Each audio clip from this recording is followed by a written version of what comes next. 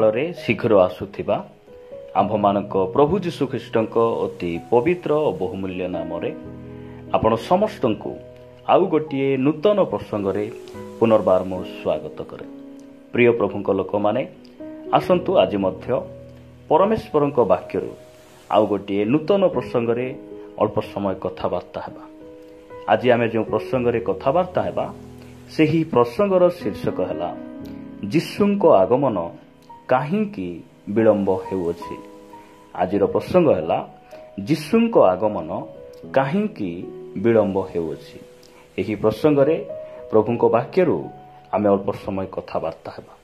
आसंतु प्रभुଙ୍କ वाक्यरु गोटे पद पाठ करी आमे आगु को बढ़िबा। आपण माने मो सहित एब्री पुस्तक 10 अध्याय को आसीबे। एब्री पुस्तक 10 अध्याय 37 पदरे प्रकार लिखा जाए, कारण आउ अति अल्प समय मात्र जहांको आगमन करिवार अछि से आगमन करिवे ओ विलंब करिवे नाही। प्रिय प्रभुଙ୍କ लोक माने एही वाक्य मानकु स्पष्ट भाव रे कहे जे समय अति अल्प रहिछि, अति कम समय रहिछि। जीशु ख्रीष्ट शीघ्र आगमन करिवे। एही कथा केतेबेले लिखा जाउछि आज को 2000 वर्ष पूर्वे 2000 वर्ष बीतीगला। प्रभु जीशु ख्रीष्ट से जो प्रतिज्ञा करिछंती मंडली को से रैप्चर रे उठेई नेबा निमंते से गुप्त आगमन रे अपना मनोनीत लोक मानकु नेबा पई से जो मेघमाल रे आसीबे से जो प्रतिज्ञा करिछंती सेही प्रतिज्ञा आज पर्यंत से सफल करि नाहंती। आज मु प्रभुଙ୍କ वाक्यरु कहिबा पई चाहे जे एही एब्री पुस्तकर लेखक कहंती अति अल्प समय मात्र से शीघ्र आगमन करिवे, से विलंब करिवे नाही। प्रश्न हैला जे जीशु ख्रीष्टंकर आसीबार विलंब काहींकी हेउछि। प्रिय भाई भणी माने जदि आपण माने साधु पितरंक पत्र रे देखिबे द्वितीय पितर 3 अध्याय 9 पदरे प्रकार लिखा जाए जे प्रभुंकर आगमन काहींकी विलंब हेउछि। आमे एही वाक्य पढ़िबा द्वारा आमे स्पष्ट भाव रे आमे जानि परिबा। जदि आपण माने द्वितीय पितर 3 अध्याय 9 पद पढ़िबे, विलंब बोली जेपरि केतेक भावंती प्रभु आपणा प्रतिज्ञा विषय रे सेपरि विलंब करंती नाही, किंतु जेपरि केही विनष्ट न हुअंती बरं समस्ते मन परिवर्तन करती यह इच्छा करी से तुम्भमानक प्रति दीर्घ सहिष्णु अटंती। प्रभुଙ୍କ नामर गौरव हो। प्रिय भाई भणी माने बाइबल आमको स्पष्ट भाव में कहे जे परमेश्वर अपना प्रतिज्ञा विषय रे से कौन करती नहीं, विलंब करती नहीं। जदि आज जाए से आगमन करी नाहंती, आज पर्यंत से गुप्त आगमन रे रैप्चर रे आपण लोक मानकु उठेई नेबा पई जदि आज जाए से आसी नाहंती, काहींकी आसी नाहंती, बाइबल कहे जे अनेक भाई भणी माने परिवर्तन हेबार बाकी रहिछि। लेखा जाए केही जेपरि विनष्ट न हुअंती समस्ते मन परिवर्तन करी प्रभु जेबे मेघमाल रे आसीबे समस्ते ताहांको सहित मेघमाल को नीत हेबे, तांको साक्षात करिवे। एहा परमेश्वर इच्छा करी से दीर्घ सहिष्णु भाव से अपेक्षा करिसंती। प्रिय भाई भणी माने परमेश्वर चिर सहिष्णु नुहंती। से सबु बेले जे अनुग्रह देबे ताहा नुहे। एही अनुग्रहर जुग सेते बेले शेष हेबो जेतेबेले परमेश्वर अपना मंडली को उठेई नेबे। जेतेबेले मंडली को से ऊर्ध्व को उठेई नहीं जिबे सही समय रे ना पृथ्वी रे कौनसी पालक थिबे, ना किए आमको वाक्य बुझाइबा लोक थिबे, ना आम पई अनुताप करिबार समय थिबो, ना आमे प्रार्थना करि परिबा, किछि नाइ। प्रिय भाई भणी माने आज जदि से आसीबार विलंब होउछि कारण आज मंडली रे अनेक भाई भणी माने अछंती, प्रार्थना जाउछंती सत कथा, वाक्य शुणुअछंती सत कथा, दान देउछंती, आराधना करूछंती, से माने वाक्य पढुछंती, इवेन से माने प्रचार भी करूछंती, मात्र परमेश्वर जानती जे आज सेमानकर मन परिवर्तन हेई नाही। सेथि पई से अपेक्षा करिछंती। से दीर्घ सहिष्णु भाव से सबु अपरिवर्तन जीवन को देखिला परे मध्य से कौन करिसंती अपेक्षा करिसंती मोर लोक माने मंडली रे रही मध्य केही जेपरि विनष्ट न हेबे एहा से अपेक्षा करी विलंब करूअछंती प्रिय भाई भणी माने सेति पई आमे आजी जाई जदि हमर मन परिवर्तन हेई नाही आमनकर आत्मिक जीवन ठीक नाही हेई पारे आमे दान देउछु प्रार्थना जाउछु गीत गाउछु आमे सब करूछु मंडली रो समस्त विज्ञापन रे आमे संयुक्त अटु मंडली रो समस्त परंपरा रे आमे भागीदार होउछु बहुत भलो विषय मात्र परमेश्वर आमर अंतर को से देखंती आ से चाहूचंती मोर आगमन पूर्वे मोर आसीबार पूर्वे तुमे पाप छाड़ मन परिवर्तन कर मो निकट को फेरी आस कारण मोर आगमन भाव नाई जे मो विलंब हेबो मु आसीबाटा जे विलंब हेबो एहा तुम्भे माने भाव नाई परमेश्वर एहा से आमान को कहिबा पई चाहंती आमे वाक्य रो गोटे पद देखी आमे आगु बढ़िबा मो सहित आपण माने माथ्यू लिखित सुसमाचार 25 अध्याय को आसीबे माथ्यू लिखित सुसमाचार 25 अध्याय 5 6 आउ 7 पद मु पढ़िबा पई चाहे लेखा जाए बरंक आसीबार विलंब हुंते समस्ते ढुलाऊ ढुलाऊ सई पड़िले प्रिय प्रभुंक लोक माने आज अनेक भाई भणी माने प्रभुंकर आगमन कथा शुणुचंती रेप्चर कथा शुणुचंती हेई पारे आज अनेकंक मन मध्य रे एही प्रश्न रही जे मु तो वर्ष वर्ष धरी मु छोट बेलू मु वाक्य शुणी आसुची जीशु आसीबे आसीबे मात्र मते आज 90 वर्ष हेलानी मते 85 वर्ष हेलानी काई जीशुंकर आगमन हेउ नाही एही प्रकार आसीबार विलंब देखी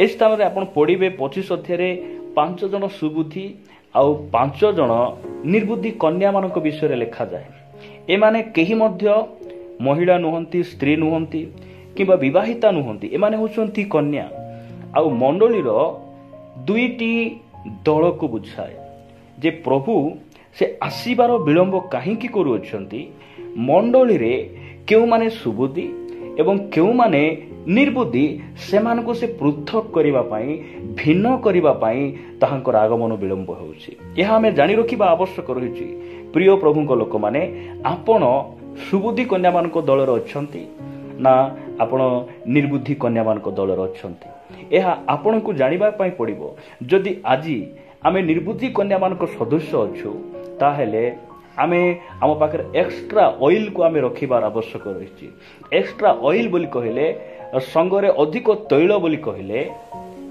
आमे पर्सनाली आमर प्रार्थना जीवन ठीक रहिबार आवश्यक रहिछि व्यक्तिगत भाव रे आमे वाक्य पढ़िबा आवश्यक रहिछि व्यक्तिगत भाव रे आमर वर्शिप करिबार आमे आवश्यक रहिछि एही निर्बुद्धि कन्या माने से माने आपण संगे से माने तैल नेले नाही आज निर्बुद्धि कन्या बोली कहिले आपण काकू बुझिबे आज अनेक भाई भणी माने केवल रविवार प्रार्थना रे से माने संतुष्ट ही जानती निर्बुद्धि कन्या माने से माने व्यक्तिगत भाव में से प्रार्थना करती ना से अधिक सहभागिता से पसंद ना केवल रविवार दिन टिके जीवे निज इच्छा रे बसिबे निज इच्छा रे गाइबे निज इच्छा सब करिवे आ ताठारु अधिक आउ किछि आवश्यक नहीं मात्र जो माने कि सुबुद्धि कन्या माने से माने दीप जालिले आ ता सहित से माने एक्स्ट्रा ऑयल को से माने नेले कारण से माने जेपरी सबु बेले तांकर प्रदीप को से माने जळाई बरंकर साक्षात करिबा निमंते से माने प्रस्तुत रहिबे